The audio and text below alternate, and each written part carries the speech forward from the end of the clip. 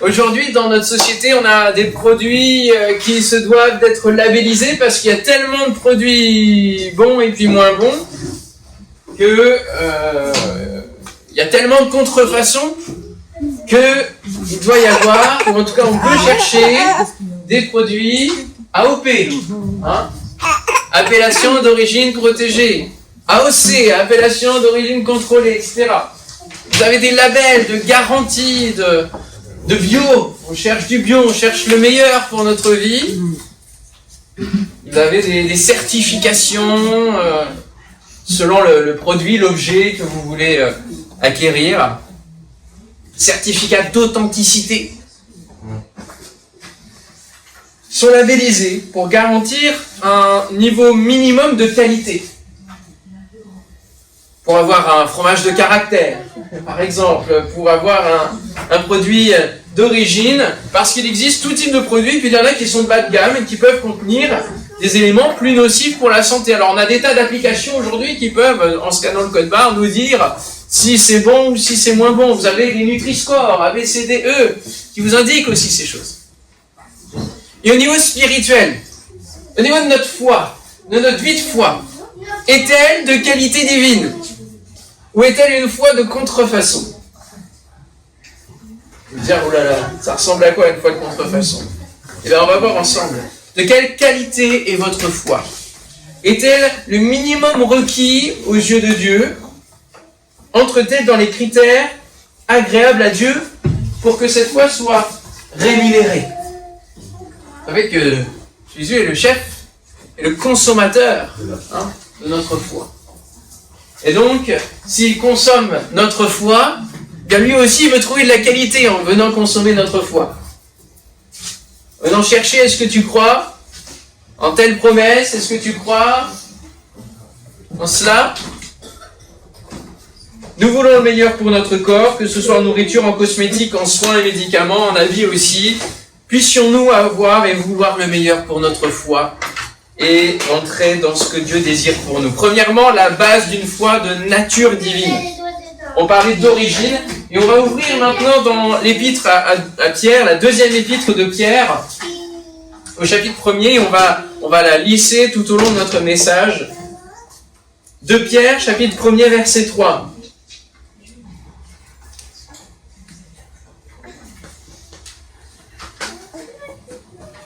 Je vous laisse trouver. Comme sa divine puissance nous a donné tout ce qui contribue à la vie et à la piété, au moyen de la connaissance de celui qui nous a appelés, par sa propre gloire et par sa vertu, lesquels nous assurent de sa part les plus grandes et les plus précieuses promesses, afin que par ces promesses vous deveniez participants de la nature divine, en fuyant la corruption qui existe dans le monde par la convoitise. On va s'arrêter là. Participants à la nature divine. Qu'est-ce qui fait que nous pouvons participer à la nature divine? La foi dans quoi? Je crois que j'ai entendu. Vous êtes timide ce matin, vous avez froid, vos lèvres sont gelées. La foi dans les promesses. Parce que c'est les promesses, afin que par les promesses, vous deveniez participants de la nature divine. La foi dans les promesses, et c'est ça la base. Parce que si on a une foi qui est basée sur rien, c'est une foi qui est folle. Parce qu'on peut déclarer du jour au lendemain, je vais être riche. Oui, mais si c'est basé sur rien, c'est de la folie. C'est même peut-être quelque chose d'insensé. Si notre foi, elle est basée sur des on-dit, sur il paraît que, j'ai entendu dire, eh bien notre foi, elle est dangereuse. Parce qu'on va se baser sur le dire de quelqu'un d'autre, sur le discours de quelqu'un d'autre. J'ai entendu dire qu'il y a un volcan qui va sortir ici, qui va exploser. Ah ben ça va nous mettre en réaction. On va faire quelque chose si on base notre foi sur la parole de quelqu'un. J'ai entendu dire que telle chose est dangereuse. Et donc on va forcément réagir en fonction. Là, je vous ai pris un exemple irréaliste, mais il peut y avoir des exemples plus réaliste. J'ai entendu dire que, tu sais, le collègue là, dans ce bureau là, un tel, des choses pas belles. Un truc de dire que blablabla. Si nous donnons foi, nous verrons cette personne différemment. Ça va engendrer des comportements différents. Si votre foi est basée sur un autre livre que la Bible, eh bien votre foi va être plutôt philosophique, voire théorique. Il n'y aura pas de dimension d'action. Si votre foi est basée sur les expériences cette fois-ci, eh bien elle sera mystique. Parce que c'est en fonction de ce que vous vivrez que vous établirez des points de fondement de votre foi et de votre vie. Donc forcément, il y aura une part de mysticisme. Et si votre foi est basée sur la Bible et sur les promesses, alors votre foi est de bonne qualité. Parce qu'elle est équilibrée, elle est authentique, elle est sérieuse et elle est vraie, elle est basée sur la vérité. Paul dira à Timothée, « Toi, demeure dans les choses que tu as apprises et reconnues certaines, sachant de qui tu les as apprises. Dès ton enfance, tu connais les saintes lettres qui peuvent te rendre sage à salut par la foi en Jésus-Christ. » Oui, Timothée a entendu parler, a eu un enseignement de la part de sa grand-mère, de sa mère aussi. Mais Paul dira, il ne parle pas juste de ces personnes-là qui ont inculqué cette foi, qui ont inculqué, qu'est-ce qu'ils ont inculqué? C'était quoi la base? Les saintes lettres. L'écriture. C'est ça la base de qualité de la foi. Et il dira, toi demeure dans ce que tu as appris. Ne demeure pas dans les personnes qui t'ont appris cela, qui t'ont communiqué cela. Et demeure dans ce que tu as appris. C'est ça l'essence même, qui va te rendre sage à salut par la foi en Jésus-Christ. Toute écriture est inspirée de Dieu. Et ça, c'est une base de notre foi que nous devons avoir, de croire que l'ensemble de la Bible est inspiré par l'Esprit. Il y a des courants qui ne croient pas en l'inhérence de l'Écriture. Il y a certaines portions de l'Écriture où ils disent, là, non, c'est pas forcément inspiré par le Saint-Esprit. Nous, notre foi, c'est de croire que tout a été inspiré. L'ensemble. Et qu'il y a une cohérence qui n'est pas difficile à trouver quand on creuse un petit peu, même sans forcément creuser. Quand on lit la Bible, on voit une cohérence. On voit les différentes strates du plan merveilleux de Dieu. Alléluia. Elle est inspirée de Dieu et utile pour enseigner, pour convaincre, pour corriger, pour instruire dans la justice, afin que l'homme de Dieu soit accompli et propre à toute bonne œuvre. Si ta foi a pour base la parole de Dieu, alors tes œuvres, tu pourras déjà aller vers des œuvres que Dieu a préparées d'avance pour toi, qui correspondent à ce que Dieu a prévu pour ta vie. Et surtout, tu te mettras en action dans les bonnes directions, dans la bonne direction. Aujourd'hui, on a des gens qui n'ont pas forcément la foi en Dieu et qui font des œuvres, qui font du bien autour d'eux. Et gloire à Dieu, c'est très bien, c'est qu'ils ont un cœur généreux ou qu'ils sont sensibles à certaines causes. Et ce qui nous différencie, c'est que nous faisons des œuvres non pas parce que nous en avons décidé, mais nous faisons des œuvres parce que Dieu les motive en nous, par la foi. Et si, mon frère, ma sœur, tu n'es pas très actif dans ta vie chrétienne, il faut se poser la question de la qualité de ta foi. Dans quel état est ta foi et quelle est sa qualité? La vérité. Nous aimons que les distributeurs, les créateurs nous disent la vérité sur ce qu'ils nous vendent. N'est-ce pas? Nous aimons lorsque nous avons un démarchage, quelqu'un qui vient nous démarcher, non pas qu'il tourne autour du pot en nous expliquant ceci, cela, mais qu'il vienne au but. Combien ça coûte? Quelle est la vérité? On veut la vérité. On aime bien savoir et ne pas être mené en bateau, n'est-ce pas? Quelle est la vérité? Le jour on m'a appelé, c'était SFR, je suis chez SFR, et donc Elle me demande est-ce que ça va, est-ce que tout va bien, etc. Alors c'est intéressant déjà de poser la question si tout va bien, j'ai pu dire ce qui n'allait pas, et ce qui allait bien aussi. Et puis elle me propose un nouveau téléphone. Je dis oh là là, je n'ai pas besoin d'un nouveau téléphone. Où est-ce que ça va me mener? Il y a 6 mois déjà, on m'a appelé, et puis on m'a proposé un téléphone pour la finalité, 250 € encore à payer. Oh là là, merci beaucoup, au revoir. Et je voulais aller au but. Donc elle commence bien sûr son discours, hein, qui est normatif, hein, il n'y a pas de souci. Et je lui ai dit directement, bon, combien ça va coûter? Voilà, on va aller au but. Alors elle fait ses calculs, etc. Ça coûte plus qu'une vingtaine d'euros. Ah, c'est déjà plus intéressant. C'est déjà plus intéressant. Mais, vous voyez, on veut la vérité. On veut savoir si ce qu'on nous vend n'est pas une contrefaçon. Quand on va dans un autre pays, n'est-ce pas? Quand on va à Vintimille, par exemple.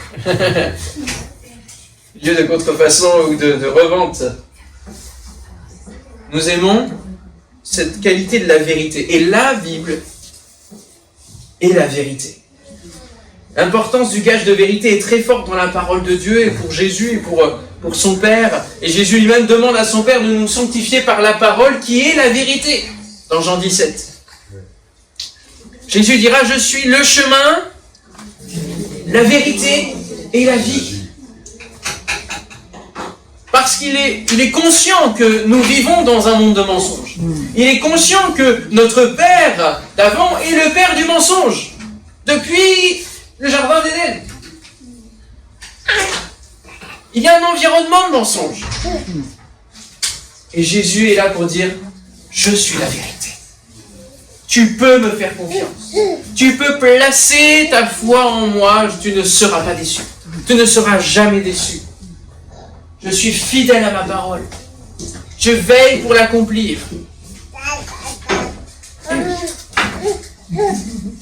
Si nous basons notre foi sur lui et ce qu'il nous dit, nous sommes alors solides. La foi vient de ce qu'on entend et ce qu'on entend vient de la parole de Christ. Chaque parole de Dieu est entièrement vraie, nous dit le Proverbe 35. Il défend comme un bouclier ceux qui se confient en lui. Alléluia. La parole de Dieu est entièrement vraie. Dans les temps qui viennent, nous aurons besoin de plus en plus de plonger nos regards dans la parole de vérité afin d'être rassurés et de pouvoir discerner le vrai du faux, discerner le mensonge de la vérité, la confusion de la clarté. Et c'est pour cela que Jésus dira plusieurs fois lorsqu'il s'adresse aux gens, aux pharisiens, aux sadducéens, à quiconque venait devant lui, même à ses disciples, il dira en vérité, il insiste sur cela, sur cette dimension. Il vient frayer un chemin de vérité dans ce monde de mensonges. Et quand on voit l'intelligence artificielle et ses pouvoirs, ou bientôt vous aurez des coups de fil avec la voix de membres de vos familles, mais ce sera l'intelligence artificielle derrière. Nous aurons besoin du discernement de l'esprit pour savoir ce qui est vrai de ce qui est faux. Lorsqu'on en viendra à nous proposer des choses de manière commune à l'ensemble du monde, en nous disant c'est là la voie de la vérité, nous vous assurons que vous serez protégés. Nous vous assurons la paix, la sécurité. La Bible dit qu'à ce moment-là, la ruine viendra. Nous aurons besoin d'être scellés dans la vérité. Pour cela, il nous faut connaître la parole de la vérité. Nous avons vraiment l'affirmation du Père et du Fils en vérité, afin que cette vérité prenne vie par l'Esprit. La foi dans les promesses, c'est la base de notre foi de qualité. Pour que notre foi soit divine, d'origine divine, de nature divine, il faut qu'elle sorte des promesses divines. Et pour vivre ces promesses divines, il faut les connaître et voir si elles se réalisent. Il est important de ne pas prendre les promesses de la parole de Dieu n'importe comment. Il y a, pour certaines, des conditions à leur accomplissement. Il est donc important de comprendre et d'intégrer, de considérer le contexte de celle-ci. Par exemple, la promesse de nous donner la nourriture et le vêtement. Matthieu 5. Ne vous inquiétez pas de ces choses, de quoi vous serez vêtus, de la nourriture. Pourquoi? Parce que je suis là. Mais il y a une condition au fait que Dieu nous vêtisse et nous nourrisse. C'est quoi cette condition?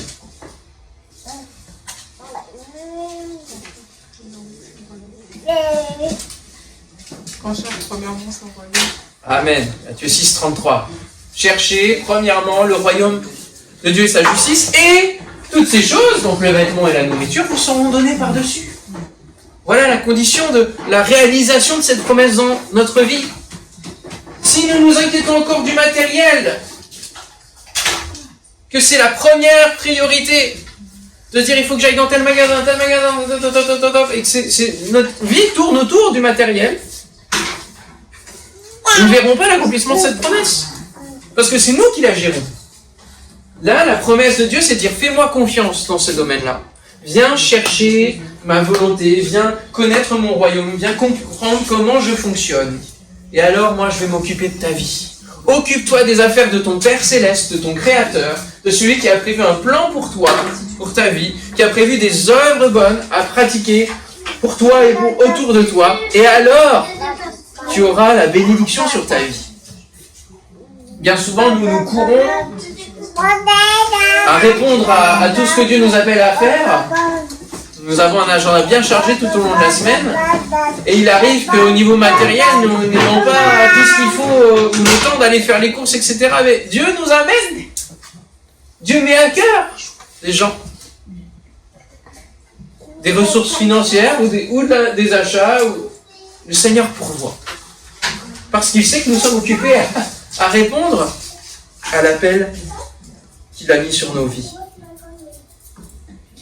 Certaines promesses concernent des personnes en particulier et ne peuvent pas être prises pour nous. Je vous donne un exemple. Lorsque le roi David parle de la promesse de bénédiction de sa dynastie sur le trône d'Israël, eh bien, c'est difficile de rentrer dans cette promesse parce que ça le concernait lui et ses descendants.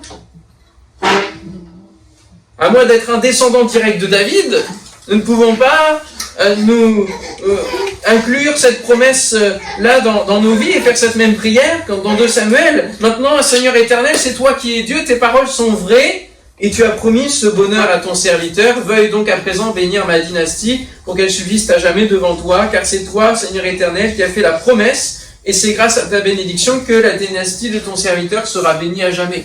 Oui, il y a des promesses de bénédiction sur les générations. Mais cette promesse-là que nous lisons, si nous tombons sur 2 Samuel dans notre lecture quotidienne, nous ne pouvons pas la faire nous, parce que c'est celle de David. C'est important là aussi. D'autres promesses sont générales et à saisir, elles sont à mettre comme des flèches dans notre carquois, comme la réserve d'huile pour faire briller notre foi lorsque la nuit viendra. Dès lors que nous les utilisons, nous mettons en œuvre la nature divine au travers de nos vies. Mais les promesses, nous pouvons les connaître, mais ne pas les vivre. Et j'avais fait il y a quelques années une série sur promesses à vivre. Des promesses générales que l'on connaît tous, que vous pourriez citer. En mon nom,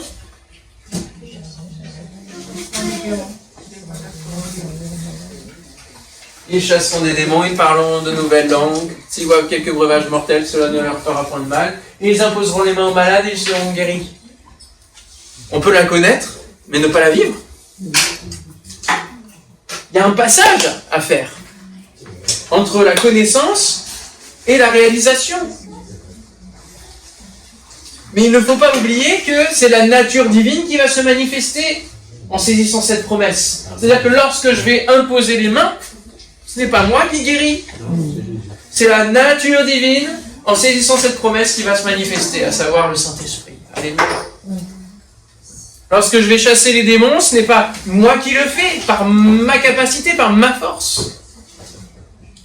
Mais Dieu m'en donne l'autorité et par la nature divine, en saisissant la promesse, en rappelant cette promesse-là au démon, il doit quitter. Alléluia. La promesse du Saint-Esprit, du baptême du Saint-Esprit est pour tous, pour vos enfants, pour tous ceux en aussi grand nombre que le Seigneur les appellera. Eh bien, nous prenons de ce qui est à Dieu pour le mettre dans la réalité terrestre. Voilà ce que c'est que de croire dans les promesses divines et d'avoir une base de foi. Est-ce que c'est suffisant? Si je parle de base, Ça sous-entend qu'il y a quelque chose à mettre dessus. Hein. Nous avons une grille des critères de qualité. Et oui, comme dans tout produit, on ne peut pas labelliser un produit sans qu'il y ait une grille de critères à respecter. Et de la même manière, au niveau spirituel, nous pouvons le retrouver dans la suite de 2 Pierre, chapitre 1er, au verset 5. À cause de cela même, faites tous vos efforts pour joindre à votre foi. Voici les 7 critères. La vertu. À la vertu, la science ou la connaissance. À la connaissance, la tempérance. À la tempérance, la patience. À la patience, la piété. À la piété, l'amour fraternel. À l'amour fraternel, à la charité ou l'amour. 7 critères. Car si ces choses sont en vous, et ils sont avec abondance, elles ne vous laisseront point oisifs ni stériles pour la connaissance de notre Seigneur Jésus-Christ. Mais celui en qui ces choses ne sont point est aveugle, il ne voit pas de loin, et il a mis en oubli la purification de ses anciens péchés. C'est-à-dire qu'il y revient en fait. Intéressant, n'est-ce pas? La grille des critères de qualité. Les promesses ne sont pas suffisantes pour dire que vous avez une foi de qualité divine. En fait, vous pouvez seulement utiliser votre foi pour vivre les promesses de la parole de Dieu sans avoir de relation avec Dieu profonde, intime. Et donc sans avoir une vie de foi qui est agréable à Dieu. J'ai connu dans mon enfance des gens qui sont passés dans l'église et on les voyait seulement au moment où ils avaient un problème. Ah oui, ils venaient aux réunions de prière, ils venaient au culte jusqu'à ce que le problème soit réglé. Ils saisissaient la promesse de Dieu et puis ils repartaient. Pas de relation avec Dieu. C'est pour ça que nous comprenons que juste saisir la promesse par la foi n'est pas suffisant. Il y a tout un programme autour de cela pour nous amener à vivre une foi qui est agréable à Dieu.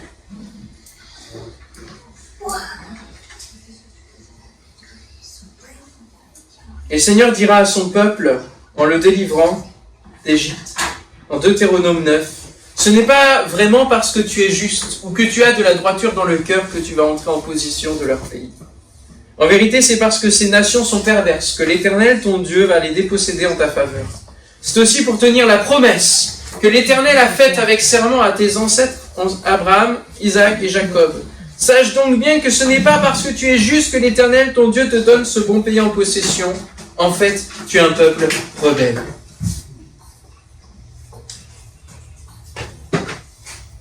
La problématique de cela, c'est que oui, ils vont avoir la bénédiction, ils vont finalement être au bénéfice de la promesse de Dieu parce que Dieu ne se repent pas de ce qu'il dit, de ses dons, de son appel. Et ses promesses, il les réalise. Là où parfois les annonces de jugement, il peut les modifier en fonction de la réaction de l'être humain. Mais quand il fait une promesse, il la tient. Elle est oui et amen, elle est éprouvée. Mais quel va être le futur de cette génération qui va entrer dans le pays? Dites-moi un peu. Oui, ils vont être dans la promesse d'entrer dans le pays, mais après, qu'est-ce qui se passe?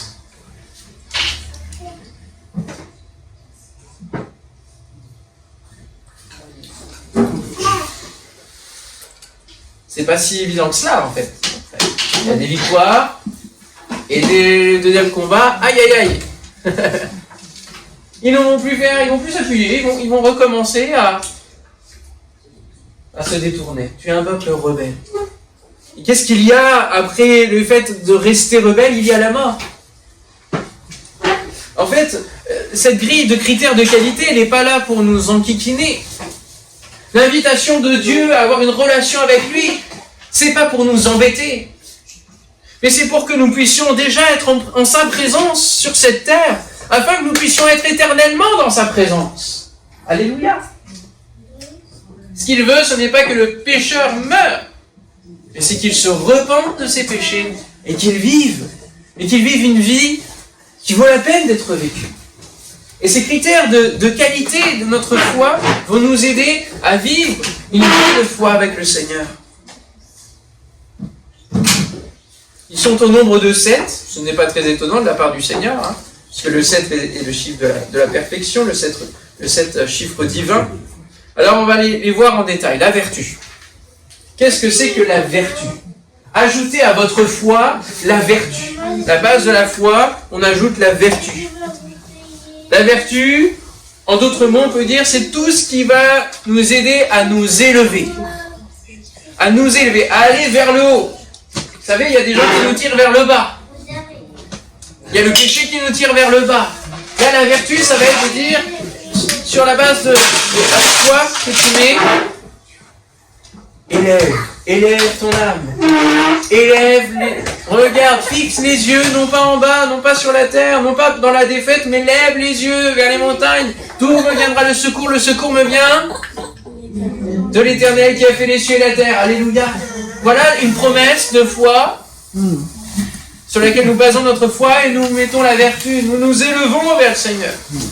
La vertu, c'est avoir une morale, c'est avoir des principes pour tenir une exigence de vie dans tous les domaines.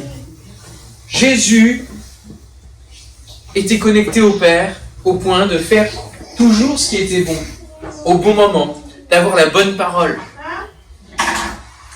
La connaissance ou la science, eh bien tout simplement c'est l'intelligence, c'est la nourriture de l'esprit. C'est le fait aussi de vouloir apprendre constamment. Vous savez, il y a des gens, des chrétiens, ils disent moi je connais tout, les promesses, j'ai lu la Bible 50 fois, je connais tout. Ou même s'ils n'ont pas ce discours-là dans leur pensée, c'est inscrit inconsciemment. J'ai fait le tour. Et alors ils rentrent dans des routines lesquelles ils ne décollent plus, et ça durcit leur cœur. Ce qui fait qu'ils ne supportent pas le changement dans l'Église, qu'ils ne supportent pas des remarques et le travail de l'esprit au niveau de la repentance. Ils ne peuvent pas voir d'autres manières de faire et de vivre l'Évangile. Le fait de vouloir apprendre constamment, mettez-la sur votre foi. Parce qu'avec Dieu, nous devons toujours être surpris. Pourquoi ? Parce qu'il peut faire au-delà de ce que nous pensons et imaginons, de ce que nous demandons. Donc, forcément, il faut s'attendre à être surpris. Et donc, il faut toujours dire, Seigneur, je veux apprendre de toi. Jésus grandissait et progressait en sagesse et il se rendait toujours plus agréable à Dieu et aux hommes. Luc 2, 52. Troisième critère, la maîtrise de soi. Est-ce que votre foi a ce critère-là ? La maîtrise de soi. Est-ce que lorsque vous placez votre foi dans une promesse et que cette promesse tarde, est-ce que ça vous énerve ? Est-ce que vous vous maîtrisez ? Ou est-ce que vous vous dites, puisque c'est comme ça, puisque Dieu ne répond pas, je retourne vers mes anciens péchés. Je laisse libre cours à mon cœur. La maîtrise de soi, la tempérance, c'est le contrôle sur la chair grâce à l'esprit. C'est Jésus qui dit, lorsque Satan va venir tenter, alors que ta foi commence à défaillir, alors que tu places ta foi dans une promesse mais qu'elle ne vient pas, Satan va venir là. Il va dire, Dieu a-t-il réellement dit ? Est-ce que c'est vraiment pour toi ? Est-ce que c'est une promesse de nature divine ? Est-ce que tu déformerais pas un petit peu la promesse ? Et puis il va venir proposer d'autres choses. Disant, mais si tu faisais comme ça, ce serait tellement plus rapide, tellement plus simple. Ça arrive souvent, ça, dans des situations où on a besoin, où on pourrait faire quelque chose. Et ces dernières semaines, ça m'est arrivé sur différents plans, où j'avais des questionnements au niveau financier, au niveau décisionnel. Et j'aurais pu tout gérer par moi-même. J'aurais pu rentrer dans l'art, excusez-moi, de certaines personnes qui avaient certains positionnements et c'était juste pas possible à supporter. Et à chaque fois, la parole de l'Esprit, laisse faire, laisse-moi faire. Vous savez, prendre le téléphone, envoyer un message à l'un, etc., c'est tentant, hein. C'est tentant, ça démange. Laisse-moi faire. Est-ce que tu crois que je peux réaliser la chose ? Est-ce que je peux gérer ton dossier, oui ou non ? Maîtrise de soi. Où est-ce qu'on laisse la chair, les choses ruminer, les pensées ruminer au point de dire allez, je prends le dossier en main et je gère. La maîtrise de soi. La patience, ça va avec. Et c'est des composantes du fruit de l'esprit. la patience sur l'accomplissement des promesses, être au rythme divin, qui n'est pas le nôtre. Parce que Dieu a son temps. Il est éternel, donc forcément, il n'est pas dans notre urgence à nous. Mais ce qu'il fait, il le fait bien. Et la Bible nous dit qu'il fait toutes choses bonnes en son temps. Ecclésiaste. Il fait toutes choses bonnes en son temps. Voilà une autre promesse à laquelle tu dois t'accrocher. Même si ça tarde à tes yeux, même si tu te dis, mais ça va être trop tard après. Lazare est mort. C'est trop tard. Ma fille est morte. Jésus arrivera au meilleur moment pour se glorifier. Alléluia. La patience. Le Seigneur n'est pas en retard dans l'accomplissement de sa promesse comme certains se l'imaginent. Il fait simplement preuve de patience à votre égard car il ne veut pas qu'un seul périsse. Il voudrait au contraire que tous parviennent à se convertir, à la repentance. Alléluia. Et si aujourd'hui nous ne voyons pas encore Jésus revenir, bien que tous les jours, j'ai l'impression d'entendre les trompettes, moi. Il tarde encore un jour, afin que de nombreuses âmes se tournent vers lui. La piété. Oh, un mot qu'on n'entend plus beaucoup. La piété. Dit-on de vous que vous êtes pieux, pieuse. Qu'est-ce que la piété? Il y a la piété, c'est notre relation, notre intimité avec Dieu. En ce temps-là, Jésus se rendit sur la montagne pour prier. Il passa toute la nuit à prier Dieu. Luc 6, 12. La foi de Jésus était basée sur cette relation avec son Père, intime, proche. Et forcément, il pourra dire après, « Père, je te loue de ce que tu m'exauces toujours. » Parce que sa foi était alignée avec la volonté de Dieu. L'amour fraternel. Est-ce que votre foi a cette dimension de l'amour fraternel? C'est l'obéissance au plus grand commandement. Avant la fête de Pâques, Jésus, sachant que son heure était venue de passer de ce monde au Père, et ayant aimé les siens qui étaient dans le monde, mit le comble à son amour pour eux. Jean, chapitre 13, verset 1er. Et il va se mettre à laver les pieds de ses disciples. Intéressant de voir que le comble de l'amour de Jésus, certes, il y a la croix, mais il y a cet épisode fort avant de laver les pieds. De s'abaisser à ce rang d'esclave. De s'abaisser à la terre, à la saleté du monde. Et de la nettoyer. Alléluia. Préfiguration du nettoyage de nos vies. De la saleté, de la noirceur de notre péché. Qui va venir laver d'une eau pure. Alléluia. Préfiguration d'un sauveur qui ne vient pas pour juger premièrement, mais pour sauver. Pour aimer.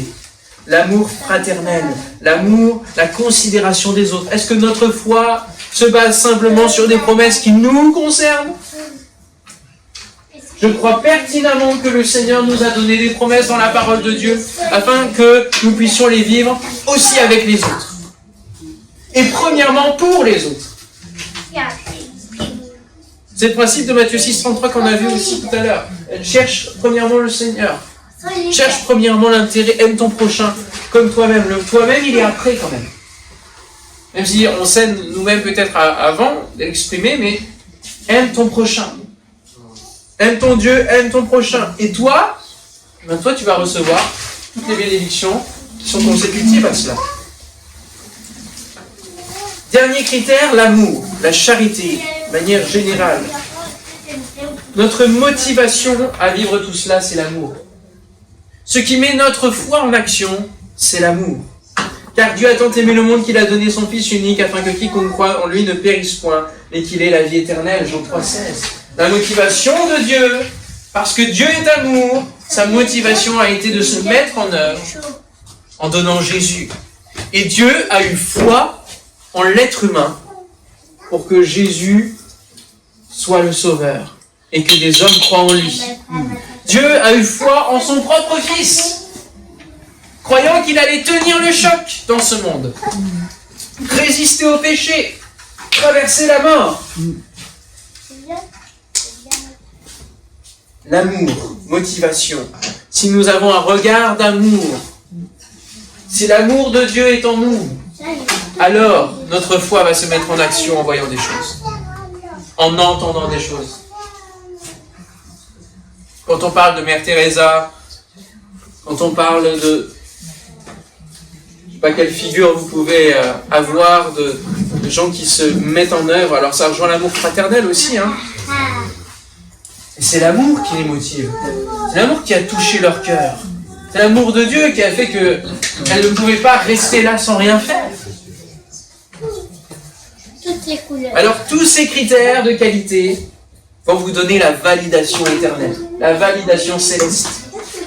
Versets 10 et 11 de Pierre 1, c'est pourquoi frères et sœurs, je rajoute les sœurs, soyez impliqués. Appliquez-vous d'autant plus à affermir votre vocation et votre élection, à savoir le salut. Car en faisant cela, vous ne broncherez point, vous ne chancellerez point, vous ne tremblerez point. C'est ainsi en effet que l'entrée dans le royaume éternel de notre Seigneur et Sauveur Jésus-Christ vous sera pleinement accordée. Alléluia. La base des promesses divines vécues et les critères de qualité affermissent notre foi, notre vie de foi. Si nous mettons notre priorité à ces choses, nous ne chancellerons point. Il y a un but, l'éternité, entrer dans l'éternité, faire en sorte que nous ayons cette foi en Jésus-Christ pour espérer l'éternité. Celui qui a la foi dans les miracles n'ira pas forcément au ciel. Ah, c'est ce que nous dit la Bible, hein? Ce n'est pas ceux qui disent Seigneur, Seigneur. Hein, n'avons-nous pas chassé les démons en ton nom, n'avons-nous pas guéri par ton nom? Il leur dira, je ne vous connais pas. Vendredi soir, nous parlions de ces trois mots, je te connais. Est-ce que Jésus peut nous dire, je te connais? Et lorsque nous arriverons dans l'éternité, pourra-t-il nous dire, c'est bien, bon et fidèle serviteur, tu as été fidèle en peu de choses, je te confierai beaucoup, entre dans la joie de ton maître? Pourra-t-il le dire? Est-ce que lorsque nous arriverons dans l'éternité, en analysant notre foi, le produit que nous sommes, notre vie de foi, il pourra dire, oui, la qualité est suffisante. Parce qu'il y avait, certes, l'accrochage aux promesses divines, mais il y avait aussi ces critères-là, de vertu, de toujours venir vers moi, de l'amour, de chercher l'amour, et de le transmettre aux autres dans l'amour fraternel. Il y avait cette piété, cette relation, il y avait cette patience, cette maîtrise, cette connaissance. Tu es validé, tu peux entrer. Vous savez, à un moment donné, il y aura, dans ce chapitre de Matthieu 25, c'est là où il dit « C'est bien, bon et fidèle serviteur, tu as été fidèle en peu de choses, je te confierai beaucoup, entre dans la joie de ton maître. » Ce chapitre de Matthieu 25 est très très riche. Il y a la parabole des vierges. Des vierges folles, des vierges sages. Les vierges folles, c'est celles qui ont la foi sur rien. Elles ont de la foi de croire que leurs lampes vont tenir jusqu'au bout, sans avoir besoin de réserve de la parole de Dieu. Les vierges sages, c'est celles qui ont la base de la foi et qui disent « Attendez, je vais constituer aussi tous ces critères de qualité. Je vais constituer de l'huile en réserve pour, au moment de la nuit, avoir encore assez d'huile pour que ma lampe brille. » Matthieu 25, c'est la parabole des talents, où Dieu confie des choses. Et Dieu vous confie à chacun des choses à faire. Il vous a confié des talents, il vous a confié des capacités, il a mis en vous des dons que vous devez exprimer, faire fructifier. Est-ce que vous en êtes conscient? Quels sont les dons et les talents qui sont en vous? Faites une analyse, demandez au Seigneur. Moi, je sais qu'il m'a appelé au travers de Matthieu 16-15, allez prêcher la bonne nouvelle à toute la création. Donc je sais qu'un de mes appels et des dons et talents qu'il a mis en moi alors que je ne les avais pas timide ou maladivement comme j'étais, c'est de prêcher la bonne nouvelle. C'est de prêcher l'évangile avec conviction, avec assurance, par l'assistance de l'Esprit Saint. Mais il a mis en moi des dons de musique. C'est un talent que je fais fructifier et qui vous est en bénédiction. J'espère, moi. Mais en tout cas, on a un instrument ce matin. Et puis, d'autres dons. D'autres dons. De rédaction. C'est pour ça que je suis au Pentecôte. Tout ce que je fais aujourd'hui est le résultat de talents que Dieu m'a confiés et que je m'exerce, je m'évertue à faire fructifier.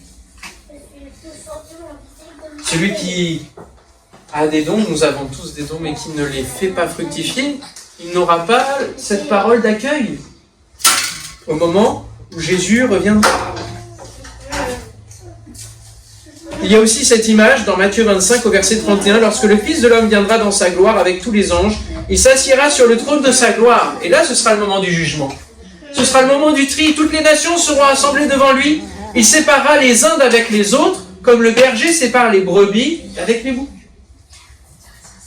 Et donc, il y en a certains, les brebis, qui vont aller dans le ciel de gloire. Viens, entre dans la joie de ton maître. Mais les boucs, eux, iront où ? Loin du Seigneur, dans l'enfer, dans la gêne, dans le lieu qui a été préparé pour eux, dans la conséquence toute simple de leur vie rebelle. Toi, tu as le label, toi tu ne l'as pas. Tu as le label de la foi de qualité divine, ou tu ne l'as pas. Et en attendant que le Seigneur fasse ce tri-là, puisque ce n'est pas encore aujourd'hui, eh bien, il va y avoir des tests de la part du monde qui vont venir tester notre foi et sa qualité. Ils vont dire, ah, tu crois toi ? Tu crois à ça ? Tu crois au jardin d'Éden ? Oh là là là là, mais qu'est-ce que... Je pensais pas ça de toi, hein, vraiment. Ah, toi, tu exerces le charabia là, du Saint-Esprit, là ? Parler en langue, là ? Mais c'est pas un peu fou, quand même ? Enfin, quand même, c'est un peu... Ça va pas bien. Qu'est-ce que nous répondons à ce genre de paroles ? Est-ce que nous rigolons en disant « Oui, oui, c'est vrai que tu as raison, c'est un peu... » Ou est-ce que nous disons « Oui, j'y crois. Oui, j'y crois et que j'exerce parce que la parole de Dieu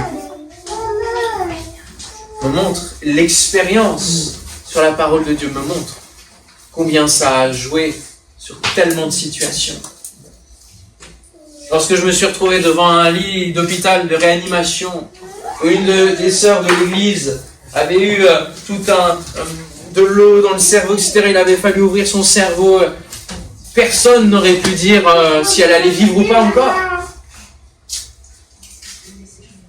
Le seul moyen de rendre service à ce moment-là, c'était de me mettre à genoux et de parler en langue, de laisser Dieu faire. Et à partir du lendemain, qu'il y ait un mieux, et qu'elle sorte une semaine après. Si ça, c'est pas l'intervention de Dieu au travers d'une intercession qui me dépassait complètement. Mais j'avais foi que Dieu pouvait faire quelque chose. Et j'avais foi que le parler en langue qu'il me met était une parole de la part de Dieu sur le corps, qui agissait sur le corps et sur la vie de ma sœur. Si je ne croyais pas à cela, je ne serais pas venu, j'aurais pas parlé en langue, il ne se serait rien passé, elle serait peut-être morte aujourd'hui. Laissons le Seigneur faire et nous valider pour l'éternité. Qu'est-ce qui compte ? Est-ce que c'est ta réputation ? En disant oui, non, mais moi je suis chrétien, oui, mais je suis d'accord, il y a d'autres manières de penser, d'autres manières de vivre la foi, etc. Où est-ce que je suis labellisé ? Il s'agit de garder et de répondre aux tests de la part du monde. En disant, oui, ma foi, elle est de cette qualité-là. Elle est de cette exigence-là. Elle est de cette hauteur-là. Elle est de cet investissement-là. En temps, en argent, en consécration. Parce que je désire rencontrer mon Seigneur. Il y aura aussi des tests de la part du Seigneur, pas que du monde ou de l'ennemi. Et ces tests sont là pour solidifier notre foi, afin qu'elle soit plus solide que l'or. Et si elle est plus solide que l'or, rien ne lui résistera et elle produira du fruit pour le monde, mais aussi un témoignage pour la gloire de Dieu et pour montrer qui est véritablement le vrai Dieu. Afin que l'épreuve de votre foi, plus précieuse que l'or, périssable, qui cependant est éprouvée par le feu, ait pour résultat la louange, la gloire et l'honneur lorsque Jésus-Christ apparaîtra. Tu traverses tes difficultés et tu en traverseras et nous en traversons tous. De différentes tailles, en fonction du temps, en fonction des saisons. Dis-toi qu'elle participe à la fortification de ta foi. que si Dieu les permet, il permettra le moyen d'en sortir plus fort, plus grandi, avec ces critères de qualité qui vont se renforcer. Alors en conclusion, laissez-moi vous dire que la charte du label divin, si vous vous oubliez, c'est la Bible, c'est la parole de Dieu, parce que ces critères-là, ils ressortent régulièrement dans l'ensemble des lectures. Et les versets 12 à 15 de 2 Pierre 1er, voilà pourquoi je prendrai soin de vous rappeler ces choses, afin que vous les sachiez et que vous soyez affermis par la vérité présente. Vous savez, quand on est dans l'affermissement, on continue de s'affermir. Et je regarde comme un devoir, aussi longtemps que je suis dans cette tente, dans ce corps, de vous tenir en éveil par des avertissements, car je sais que je la quitterai subitement, ainsi que notre Seigneur Jésus-Christ me l'a fait connaître. Et j'aurai soin qu'après mon départ, vous puissiez toujours vous souvenir de ces choses, et c'est pour cela qu'il les a écrites dans ces épîtres, et qu'aujourd'hui nous pouvons les lire, et qu'aujourd'hui nous pouvons avoir une foi de qualité divine. Alléluia! En lisant la Bible, vous êtes sûr de vous imprégner de la charte du label divin, et de grimper, de garder cette exigence. Vous y trouverez des centaines de promesses, et vous aurez le rappel constant de ces 7 critères. Et je vous invite à apprendre par cœur. Et pour que vous puissiez les apprendre par cœur, je vous ai fait des marque-pages à mettre dans vos Bibles ou où vous voulez, mais avec les 7 critères. La vertu,